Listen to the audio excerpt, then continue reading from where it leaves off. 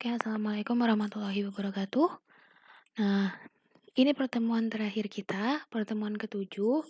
Sebelum saya masuk ke pertemuan ketujuh, menjelaskan pertemuan ketujuh, saya akan membahas tentang kuis. Dengan materi analisis jalur. Analisis jalur atau path analisis ini nampaknya sih gampang. Karena apa? Karena pendekatannya menggunakan regresi linear berganda dengan OLS. Hanya saja ternyata penerapannya secara teori tidak segampang conjoin ya menurut saya, karena itu bisa dilihat dari nilai kuis kalian. Walaupun mungkin kalian kuisnya kerjasama, tapi juga teman kalian yang kalian ajak kerjasama pun itu nilainya juga tidak sebagus yang diharapkan atau sesuai dengan ekspektasi saya. Jadi memang nilai untuk kuis di analisis jalur ini lebih kecil dibandingkan di kuis di analisis conjoin. Nanti akan saya share nilainya ya setelah saya ngajar, karena sehari ini saya full ngajar 4 kelas. Oke, yang pertama adalah soal pertama, judul penelitian, analisis pengaruh karakteristik wirausaha terhadap perkembangan usaha mandiri. Perkembangan usaha mandiri merupakan variabel apa? Nah, asih ada yang salah.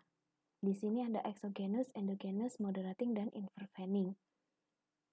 Kalau di analisis jalur, kita memang menggunakan istilah exogenous dan endogenous untuk menggantikan istilah dependent dan independent. Yang mana exogenous merupakan independent dan endogenous merupakan dependentnya.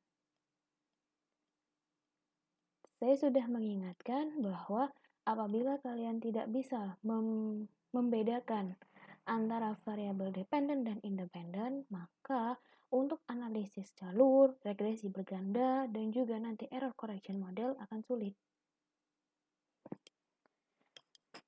Mungkin kalau untuk penugasan, kalian kan masih mengacu kepada skripsi, tesis, maupun jurnal-jurnal yang sudah ada. Jadi kalian hanya mengadopsi saja.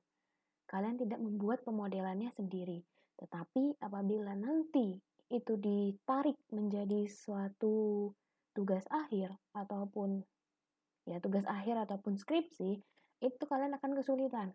Kalau kalian sampai dengan saat ini belum bisa membedakan mana dependent dan independent. Karena apa? Pemodelannya kalian harus membuat sendiri. Nah, jawabannya apa? Jawabannya adalah endogenous.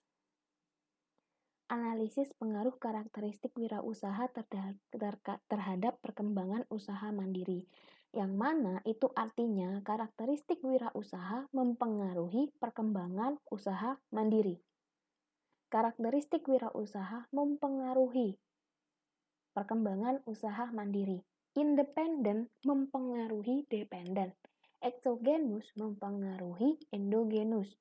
Sehingga apa? Perkembangan usaha mandiri itu bisa disebut sebagai variabel endogenous. Soal yang kedua, analisis faktor yang mempengaruhi loyalitas pegawai terhadap perusahaan X. Variabel apakah yang terdapat pada judul tersebut? Analisis faktor yang mempengaruhi loyalitas pegawai terhadap perusahaan X. Variabel yang diketahui di sini adalah loyalitas pegawai.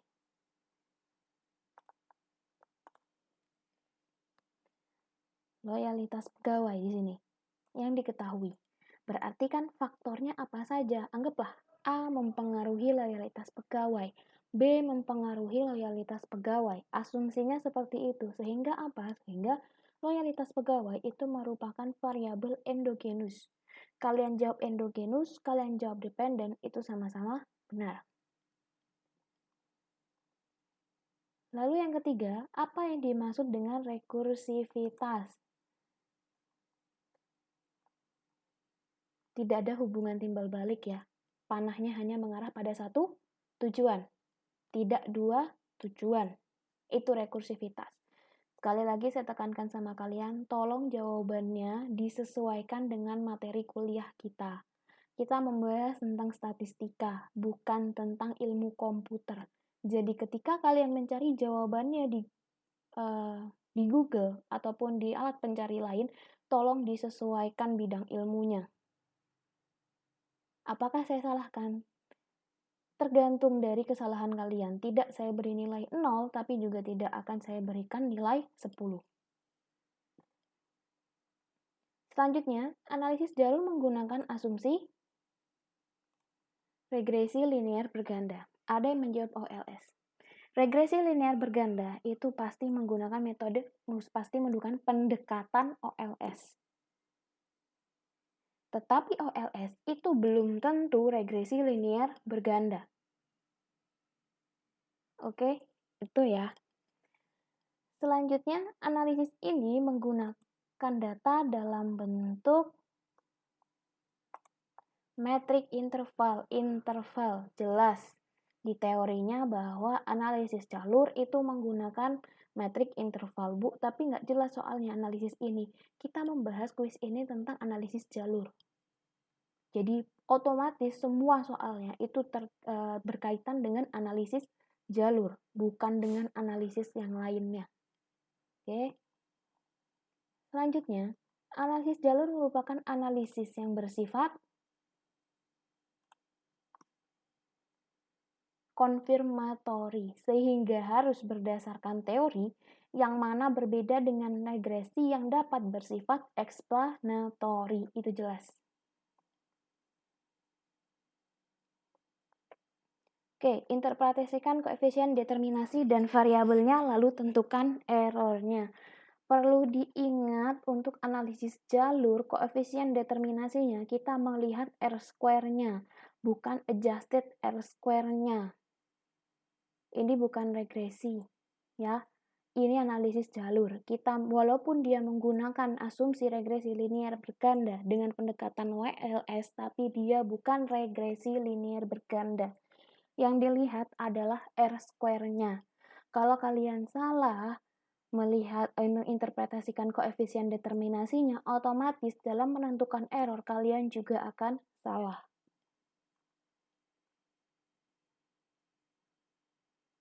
Nah, selanjutnya di sini ada suatu judul penelitian analisis hubungan kinerja partisipasi dan manfaat bagi anggota koperasi. Tulis hipotesis hubungan langsung dari model diagram tersebut. Jelas hubungan langsung. Jadi tolong jangan menjawab yang tidak ada di soal, karena itu tidak akan menambah nilai kalian. Yang saya minta adalah hubungan langsung, tetapi yang kalian jawab hubungan tidak langsung. Hubungan langsung di sini ada 5. Bagaimana cara kita melihat itu hubungan langsung atau tidak? Lihat saja yang arah panahnya. Ada yang menjawab ini, visi koperasi mempengaruhi sumber daya. Ini bukan mempengaruhi. Tanda 2 ini tanda panah ini bukan tanda yang mengartikan bahwa itu hubungan, tetapi adalah korelasi. Jadi visi koperasi berkorelasi dengan sumber daya. Itu yang paling tepat. Mau kalian tulis atau enggak, itu enggak akan ngaruh. Karena yang saya tanyain adalah hubungan langsungnya. Tapi ada yang menjawab bahkan banyak, visi koperasi mempengaruhi sumber daya, begitupun juga sebaliknya sumber daya mempengaruhi visi koperasi. Bukan ya. Tanda panah ini tidak menunjukkan hubungan, tetapi menunjukkan korelasi. Jadi yang tepat adalah visi koperasi berkorelasi dengan sumber daya. Lalu, mana yang termasuk hubungan langsung? Di sini poinnya ada 25, yang mana berarti di situ ada 5 hubungan langsung. Yang pertama, visi koperasi dengan kinerja, sumber daya dengan kinerja, kinerja dengan manfaat, manfaat dengan partisipasi anggota, dan partisipasi anggota dengan kinerja koperasi. Jadi visi koperasi mempengaruhi kinerja, sumber daya mempengaruhi kinerja, kinerja mempengaruhi manfaat sosial ekonomi, manfaat sosial ekonomi mempengaruhi partisipasi anggota, dan partisipasi anggota mempengaruhi kinerja koperasi. Oke, situ ya. Jadi bisa kalian pahami lagi. Paling gampang kalian lihat saja arah panahnya dari sini ke sini. Ini berarti hubungan langsung. ini hubungan langsung, ini hubungan langsung, hubungan langsung, ini hubungan langsung. Nggak usah jauh-jauh kalian melihat visi koperasi dengan partisipasi anggota, dia melewati kinerja koperasi dan manfaat, itu bukan hubungan langsung.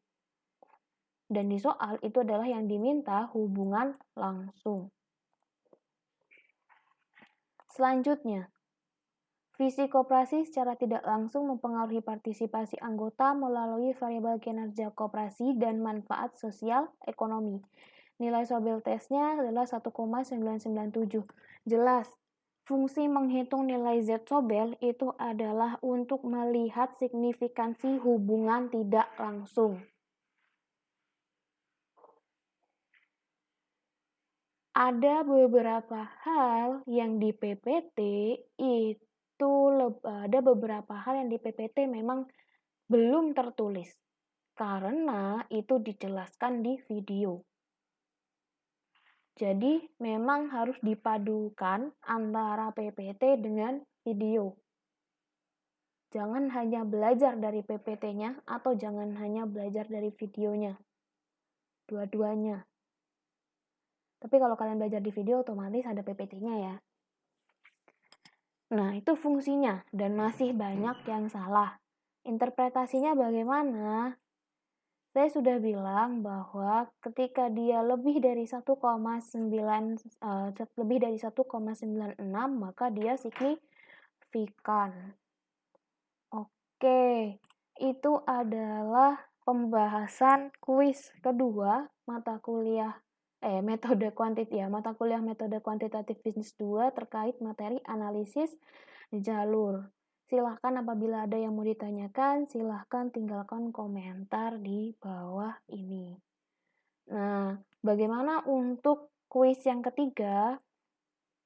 Oke, karena kuis kedua kalian tidak sesuai dengan ekspektasi, maka saya akan mengadakan kuis ketiga pada tanggal 9 Juni 2020. Siapa yang ikut, terserah. Maksudnya seperti apa, Bu? Terserah itu. Oke. Jadi gini.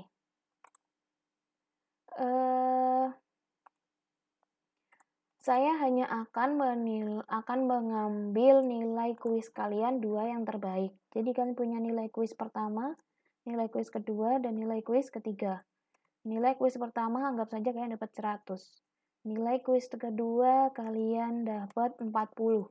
Dan nilai kuis ketiga kalian dapat 50. Maka yang saya ambil rata-ratanya bukan 100 tambah 40 tambah 50 bagi 3, enggak, tapi saya mengambil nilai yang paling bagus, yaitu 100 ditambah 50 dibagi 2, sehingga nilai kuis kalian adalah rata-ratanya 75. Itu kalau kalian ikut kuis ketiga. Tapi bagaimana kalau kalian nggak ikut kuis ketiga? Kalau seandainya nilai kuis pertama adalah 90, nilai kuis kedua adalah 30, ya maka nilai itu yang akan saya ambil. Karena apa? Karena kuis ketiga kalian tidak ikut. Sama dengan 120 dibagi 2, jadi rata-ratanya adalah 60. Ini adalah nilai akhir kuis kalian. Itulah kenapa kuis ketiga terserah siapa yang mau ikut. Yang pasti akan saya jadwalkan tanggal 9 itu akan ada kuis ketiga. Materinya apa? Materinya adalah analisis time series. Analisis time series masuk ke UAS? Yes, analisis time series itu masuk ke UAS. Saya sudah meminta kalian untuk belajar mandiri, ada kelompok juga, kalian saya beri kesempatan untuk bertanya juga, jadi analisis time series akan masuk. Oke. Itu ya pembahasan kita terkait tentang kuis. Jika ada yang ditanyakan lagi, silakan tinggalkan komentar.